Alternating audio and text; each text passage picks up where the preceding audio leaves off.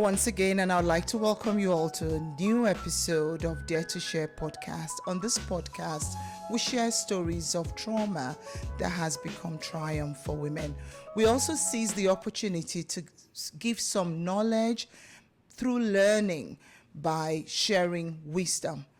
Today's episode is one of such learning episodes, and I am so privileged to have a big brother, a pastor, a counselor, and a wonderful friend of my family, Pastor Ben Adekugbe. You're welcome. Thank you for having me. Right, awesome. And today we're going to be talking about the con beneath the charisma. That's the topic that we're going to be discussing. And on the hot seat with me is Pastor Ben. He's got a lot of experience around counseling, having headed ministries himself. Currently, he's still a pastor, and he has a lot of knowledge with counseling older, mature women and men. And I believe he's in a really good position, having been married himself for over 3 decades. I really feel privileged to have him sit with us today and teach us about the tips and some things we need to look out for so that we don't get into big traps as women that we may regret for the rest of our lives. I'll just give you the table now, sir, or give you the floor to introduce yourself to our audience. Well, my name is Ben Adekugbe. I am married to somebody who you might know. She's known as Mama Dee, Pastor Dee. Her real name is Adiola, but yes, a father of 5. I've been in ministry since 1998. Currently running a ministry that's going to be launched pretty soon. It's called the Barnabas Agenda. Awesome. Great. Thank you so much once again. Now we're going to go right into it. Unfortunately, I can use my personal story as a victim of a con man that had a lot of charisma. Without really going into the depth of my story, this was someone I met that was so charismatic. He was the ideal husband material, and eventually I found out that I was just conned. So who is the charismatic con man? That's a very interesting question. A charismatic conman. You see, I think we need to go back to the foundation. Mm-hmm. You see, a bully knows its victim from afar. And a charismatic conman would know their victim, and they usually prey on situations, which we'll talk about something else a bit more later. Right. But the first thing really is that they see you coming. Right. So these people are actually on the lookout. They know exactly who, they're like hunters. Mm-hmm. And they know exactly what they want and who they want to get. And unfortunately, a lot of women fall victim. You're a pastor. And what I find in my experience is sometimes these con men cover themselves or hide themselves under the umbrella of Christianity. So where can we find con men? Are they only on the streets, in the clubs, or can they be in church as well? 100% in church. They're everywhere. So the church is not immune to having these kind of people. One of my favorite commentarians on the Bible was talking about the First Corinthians in the Bible, and said the Corinthian church was first a fellowship of sinners before it became a fellowship of saints. Absolutely. So you can find these people everywhere. Right. So they're in the church, they're at the offices, they're everywhere, really. Now, my next question is, what are some warning signs? How would a woman know if this carries? Because sometimes some men are just charismatic and they're not necessarily con men. They're kind, they're loving, they're respectful. But are there certain red flags that would make a woman stop and say, am I being conned? Can you share some of those with us? What are some warning flags? I That, guess- I'm talking about relationships now. Yeah.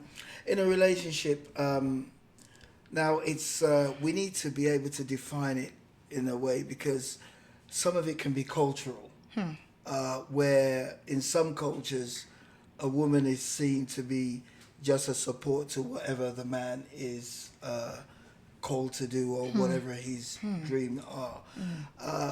But if we look at it from the biblical point of view as well as from reality, a relationship has to be seen as a team.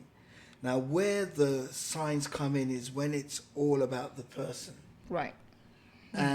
but it's not always out there. It's not always out there. Right.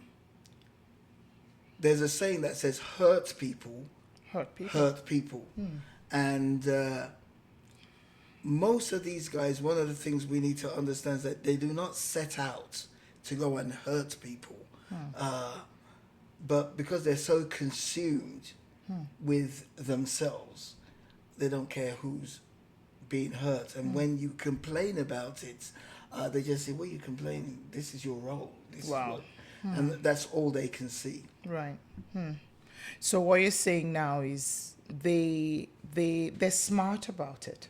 Oh, aren't they? very smart. Right. Now, like we were saying, there's some men that are genuinely loving, genuinely charming. How can one distinguish between genuine charm and manipulation? I think you already mentioned one, when the individual makes everything about themselves, where the other party in the relationship really doesn't have a voice. And you were saying sometimes that could be cultural. But I mean, we live in the diaspora. We live in a culture where, as you mentioned, even outside of Europe and the Americas, where a marriage should be teamwork. It shouldn't be one lording it over the other. So what are some of the other signs, apart from this selfishness? Is there anything else that a woman should actually look out for? Well, it all goes down to being selfish, but one of the tools they use is control. And that control is not just like a dictatorship control. It's more of guilt control, where they make you feel guilty in order to do their bidding. Absolutely. And sometimes another very important one is you could do something so great, but they'll always find a way to bring some negativity out of it. Yeah. So there's always a negative. They always find something wrong with whatever you do. I think also it's about lack of empathy. I find a lot of them, even from my personal experience, they're not able to empathize with people. Well, a selfish person is not empathetic. Absolutely. A selfish person is all about what they want, not considering what the other person wants. Right. So I think we've already talked about some of the common manipulation tactics. We've talked about gaslighting, which is when you do something and sometimes the other party is actually at fault, but they make you feel like it's your fault. If there's an argument, if there's anything, it's always the fault of the woman or the man, because I always take a lot of care using the term narcissist, because narcissism or narcissistic personality disorder is a DSM diagnosis, and there are quite a lot of things that we expect. Gaslighting is just one of them. So what I'd like us to know, that yes, we've already talked about the gaslighting. I think another thing that they use that I've also experienced is something called love bombing, where they're all over you, and I'm not kidding, Pastor Ben, 24/7. Yeah. They give you all the time in the world. How do you differentiate true love from someone that they come across like that they have nothing else to do but give you attention? How do you distinguish those That's two? exactly the warning sign. That's exactly because here's the thing, we have to look at it from this point of view. If this person is giving you 24/7 attention, if this person is giving you 24/7 attention, that means he's obsessed with controlling you. Wow. He wants to know what you're up to, Right. what you're not up to, if you go out, if you're talking to somebody. And the other thing that's very important is they always want to be in the limelight. They can't stand for the partner to be in the limelight. Right. And I can actually use you as an example there, if you don't mind, Pastor Ben. We know about Mama Dee. We've already mentioned her. And we always see you as a strong pillar, encouraging this woman, clapping for her, being there with her. In fact, she's here with you today. Just seeing that. So I find that in these toxic relationships, the men don't like that. The men are angry, they're resentful. Even if everybody else praises the woman, they get home and it's like, what's the big deal? What have you done? Or I also have this big, grandiose plan. I think it's very important, and I know you're not generalizing on men. Yeah. It's very important to know that there are men out there. I'm not just a one-off. There's Right. so many Right. men out there. But I just want to, let me put it this way. So people say I support my wife, but what they don't understand is, so for example, I got called into ministry and I felt the Lord lead me to Canada. But she sold 2 businesses. Wow. To come with you. To come with me with 5 children under the age of 9. Wow. Now, where somebody who's A con man. a con man, where he comes in is, it's okay for her to make the sacrifices, But it's okay for you. but that's where it stops. You're not allowed to. So when people say I support my wife, it's because of she's done some other things, Absolutely. Right. So for the con man, it's not an even playing field. It's, again, all about them. And oftentimes they actually don't care about the sacrifices that their partner is making. To them, it's actually nothing, except it's all about them. Now, let's talk about people that are already invested in relationships, people that are married, and they find that this so-called charismatic, loving, attention-giving man is actually a monster, and they find themselves in abusive and toxic relationships. What would you tell such a woman or man that finds themselves, that they're already invested in the relationship, and boom, this charismatic guy is no longer who they thought they knew? All along, this charismatic man wore a mask, and then they find themselves living with a version of that man that they probably never knew when they were courting or when they were dating. So a woman's already invested in the relationship. What sort of advice can you give this sort of person? cry for help straight away. Absolutely. It's just cry for help. You see, one of the things that would happen with people like that, and I can say this from experience in pastoring, is some of these people, I would say, they're one of the most dedicated people in church. They're one of your best workers. Some of them are pastors, Pastor Ben. Oh, 100%. With the work my wife does, I've seen too many of those. And one common factor I see with them is that they are the most loyal people, but it's loyalty that is very toxic. Wow. They expect you to be loyal when it's unethical. Wow. They expect you to, like I say, it's all about them. It's all about them. It's always all about them, whether it's with the children, whether it's with the... So for somebody who is going through it and stuff like that, it's just to cry for help. Absolutely. So, cry for help. Yeah. Cry for help. If you find yourself living with a monster that you never knew was a monster, please ask for help.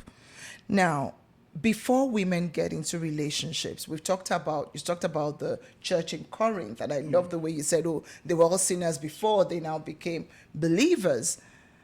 Some women, especially mature single women, and I really want to, because hone in on this sort of women. So these are women that are settled, they have a job, they've got their career going, they're comfortable, but they just have one missing link, especially in our culture, which is a man, a marriage, and they are in church, they're dedicated.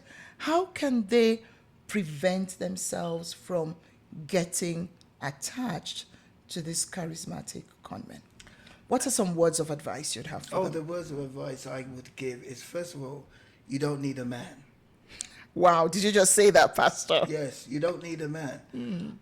If you, that doesn't mean you can't be in a relationship with a man, but when you're in a relationship with that man, it's a privilege for that man to be with you, Wow. as well as you to be with that man. person. It means that you are adding value to that person. Wow. One thing, we have 3 daughters, and one of the things that that we made sure of is, I remember talking to my oldest daughter, and she says, a guy can't come and tell me I'm beautiful because I've heard it all my life. Wow. You know, so Yeah. so it's one thing, you know, you need to first of all understand you don't need a man. Secondly, a man comes into your life because you have some value that you want to add to that man, Right. as well as that man add that value to you. So it's a mutual thing. Absolutely. And so the standards are there. So what you're saying, Pastor Ben, if I understand you correctly, is that it's not just about what you are bringing to the table as this mature single woman wanting to be in a relationship, but it's about what the other party is also bringing to the table. Because what I find, I know the Bible talks about being unequally yoked, and we tend to really always focus on believer versus unbeliever. Now, with experience, and I'm sure with pastoring, you know that there are believers that actually don't have much to bring to the table. And as we said at the beginning of this podcast, the charismatic con man is actually hunting and is out for them. So I think it's time for us to look at unequal yoke beyond Christianity. Christianity is good. It's nice for both of you to be yoked together that way. But how about other things that the gentleman is bringing to the table? I think in a nutshell, my question is being a believer enough? Is that enough to qualify a man to come into the life of a woman? For example, you meet a lady that's single, that's already the CEO of a company, that's on a 6-figure salary. Meanwhile, you are probably the same age group, but you still work in Walmart. You haven't, she can't see any indication that you've even tried to make anything of your life. Would it be safe for such a woman to say, well, he's a Christian, so I'm going to go ahead and be with this person? Is that enough? Well, it depends on how you look at it. I've seen people who have been in that situation where they've opted for somebody who's, you know, maybe on their level. I think we are looking at it from the wrong point of view. Okay. I think the best things first is, in any relationship, how confident is in the person. So one of the questions I always ask a couple before they in premarital counseling, I always ask the man first is, how would you feel if this woman you're about to marry, 5 years along the line, she earns 10 times more than Yeah. who you are, what you earn? How would you feel? See, first of all, women need to understand how men think. Thank you for that. So, for a man, it's not so much. All a man wants is to know that he's the king of his castle. Wow. As a matter of fact, most men, it's a feather on their cap. If they have somebody who's, you know, who's successful in a partner who's well out there. Now, the one who has a problem with that, then that's a bit of an issue. Yeah. Whether male or female, the first things first is that you need to be confident in Yourself. who you are and whose you are. Exactly. So it's more or less an individual thing. So you need to look at this individual as you look at yourself, and then see, yes, if both of you have stuff to bring to the table, not necessarily money or position, but what's their worth of themselves. But what we find, going back to the topic about the charismatic con man, is that they hide all of that. They hide their true selves. They say, oh, it really doesn't matter if you earn more than I do. It really doesn't matter if I have to move into your house. It really doesn't matter if you do all the work and I just say, I just love you. But what now happens is women find themselves entrapped in toxic, destructive relationships because they've settled. And I think the main thing here is that know that whoever you're dealing with, based on what you said, Pastor Ben, knows their worth. And they see you more as a feather on their cap and not as a threat to their relationship. Does that summarize it? Absolutely. Awesome.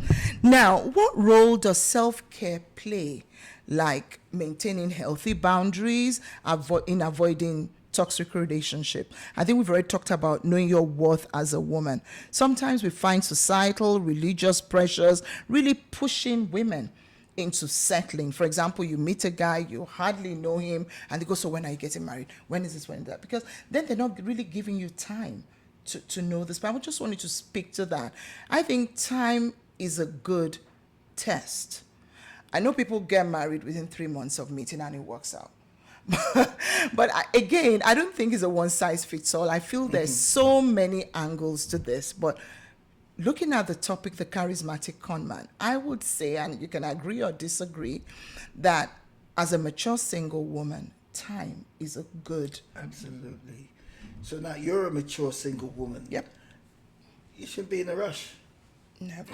No. You shouldn't be in a rush. But I wanted to touch on something though, because we've been talking about the charismatic con and all of that. What I find in my experience is the warning flags, the red flags are there From the beginning. But the women, because they're so in love. I remember as a pastor counseling a couple, and I can tell this guy is just not good enough for this lady. Wow. You know, but she's so in love because there's too many red flags. She's so in love, and then she's also looking at her biological clock, and it's ticking, and I'm thinking it's ticking nowhere. It's ticking nowhere. It's ticking nowhere. The biological clock ticks. It ticks you in the direction where your mind is ticking. Wow. Can you say that again, Pastor Ben? The biological clock ticks in the direction your mind is ticking. So your biological clock is actually ticking in the direction your mind is ticking. And you're now saying, hey, hold on. Yeah. And you just shared a true life example where you said the red flags were clear. But oftentimes when women are in love, they don't see those flags, or they ignore those flags, or they make excuses for those flags. And I think the key thing is finding someone, sometimes because we refuse to see these things, and you say, you know what, this is my guy.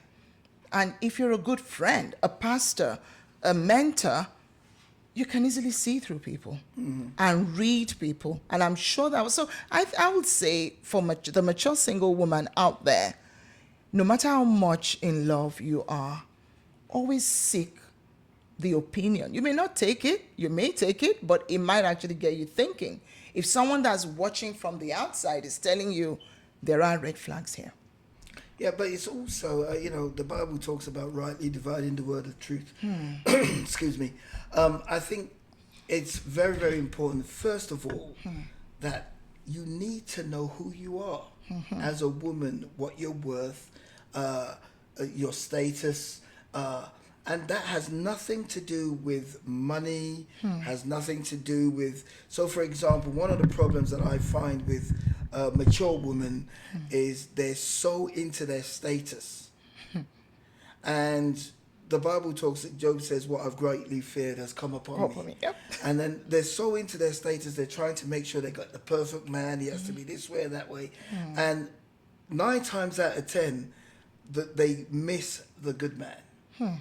And 9 times out of 10, they end up with the person that they're trying to avoid. Wow. So that's a message out there for you ladies. Don't miss the real man. The real man might not be a Prince Charming in shining armor, but if you know your worth and he knows his worth, I think that's always a good starting point. Yeah. Right. Now, unfortunately, women have found themselves in these toxic relationships. Women have found themselves stuck with charismatic conmen. People that are so charismatic that they're the nicest people out there. They're the ones that serve in church. They're the one that's loved by everybody.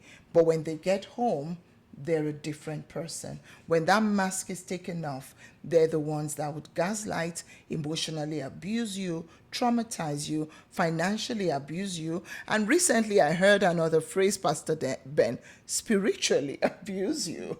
You know, so what are some steps that someone can take to move forward and heal after a toxic, charismatic relationship with a charismatic con man?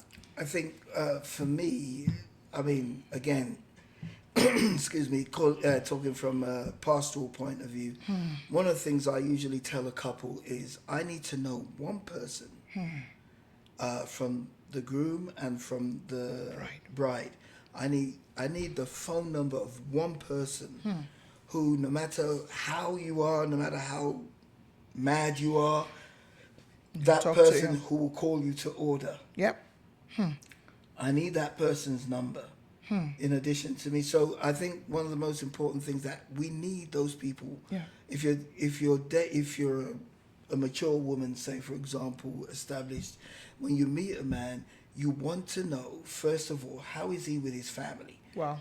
Secondly, even if the person has maybe you meet somebody who's been in a relationship and now is single, you want to know, how is his relationship? How does he navigate? I know some are toxic, but I'm looking at the ideal situation. How is that person's relationship with their ex? Yep. In terms of how do they deal with their children, if there's children involved. Yeah. And secondly, how are they do they have somebody that can speak to them and call them to order? Thank you very much, Pastor Ben. We talked about self-worth, and unfortunately, when women find themselves in relationships with charismatic con men that are toxic and that abuse them, they lose their sense of self-worth. They actually completely lose who they are. I know of women that have had to go on antidepressants, that have had to take anxiety medication, that have had to take time off work, that have become a shadow of themselves just as a result of being in this sort of relationships. What are some advice that you can give to help women regain their self-worth after this experience? So, you know, where they found themselves didn't just start one day. The guy was chipping at the self-esteem. So they need to go through a rebuilding. There's so many agencies there that can help. And I think for that woman also it starts first of all with her forgiving herself. Forgiving herself for finding herself in that situation. In the first place. From a Christian point of view, we serve a God of mercy. Amen. Mercy means second chance. Wow. And the Bible says His mercy endures forever. That means you have second chance after second chance after second chance. So you can forgive yourself first of all for finding yourself in that situation. People make mistakes, but the good thing is that that's not the end of the story. Absolutely. You can tell yourself that you can rewrite your story. You can change the ending of that story. Absolutely. You know, you can, and that doesn't mean one toxic thing I find with women like that is that now they decide they don't want to be in another relationship. And sometimes they could be missing the best thing that could help them rebuild. Absolutely. So they shouldn't deprive themselves of another opportunity at love, because I always say something that if you found yourself in a really bad toxic relationship, always ask yourself, what did I learn from here? What are certain things I did that I would not like to do again? So you kind of have a bit of a guide. What were the red flags that I ignored? Such that if you find yourself in another relationship, it's almost like you already have a book based on your experiences that you can use to make better decisions. And I know people that have, been in toxic, failed relationships, and they're in wonderful, happy relationships now. And just because they forgave themselves and decided to give themselves another chance. But what we also tend to find is some women just put themselves in their children. Everything is all about their children, especially in our culture. That happened to my mother of blessed memory. She just put herself into her children. And then all the children grew up and they left home, and it was like, so what's going to happen to you? I think the key thing is knowing that there is still life and that women can still thrive. Absolutely. I think one way when I talk to women, I say, listen, you are a product that will add value to a society. Wow. Every woman, and I think it's very important to women listening right now, you need to understand that you're not an accident waiting to happen, but a destiny being fulfilled. Hallelujah. You need to understand that you are a product that will add value to society. Notice I said society, not just to yourself, to society. You're a world changer. You're a history maker. This is not something to make you feel good. It's a fact. Yep. It's a fact. Every human being on earth brings value to society. So you need to understand that you are not the sum total of your mistakes. Wow. Very true. It's very, very important to know. And all you're doing is depriving the world from receiving a blessing that God has called you to be. So it's very important for women who are going through this. Yes, you're going to go through a healing process, and I really encourage you, don't just jump in and say you want to make a difference. You need to go through a healing, and you would know. Nobody will have to tell you. You would know when you've been through the healing process. Absolutely. You will know. I knew when I had been through my healing process, and that has really helped me in my decision making and all whatnot. Now, as we come to a close, as a man of God, married for over 30 years, what advice can you give to the older woman and even the younger generation so they do not fall into the traps of a charismatic conman? I think we've already kind of touched on this, but if you'd like to kind of just bring it together for us. I think one of the things that I will speak to my colleagues, that we need education when it comes to emotional, domestic, and all that. We need a bit of education there, and so I will ask my colleagues to look for the resources. I don't want to. We can talk about Ruth's House for sure. Okay, Ruth's House runs a program for ministers, just to help them in navigating the twists and turns of situations like that. But the other thing I would say is that we need to be on the lookout. Okay.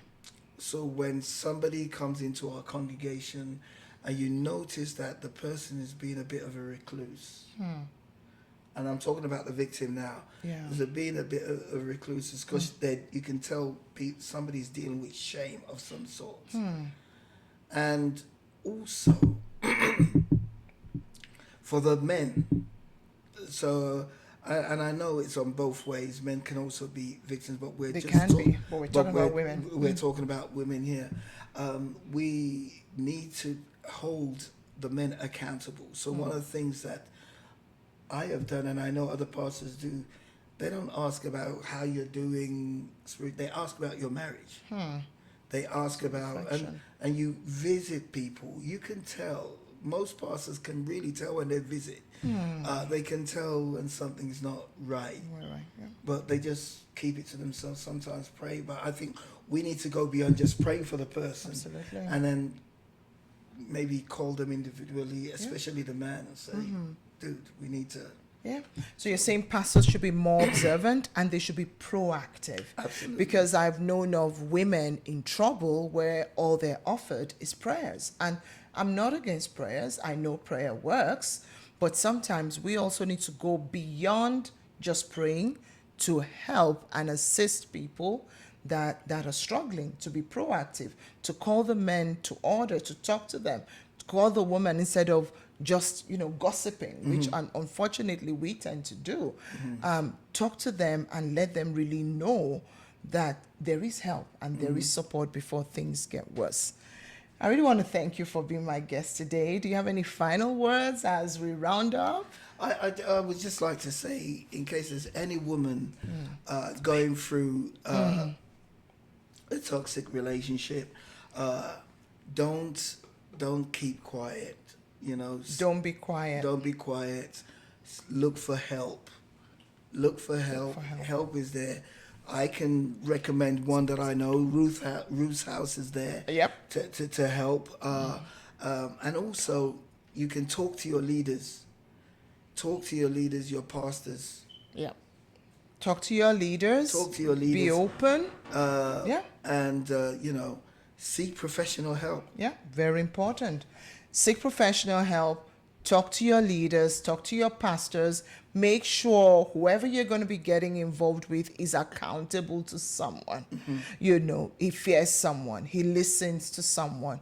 Just so you don't end up having to deal with the impact and the effects of abuse. Thank you so much, Pastor Ben, for coming. It's been a pleasure having you share all your wisdom as a brother, as a pastor, as a minister. I really appreciate you. And so thank you so much, viewers. And until the next episode, my name is Dr. Adekugbe Roberts. And again, beware of the con beneath the charisma. Keep learning. And until the next episode of Dare to Share, stay blessed. Thank you.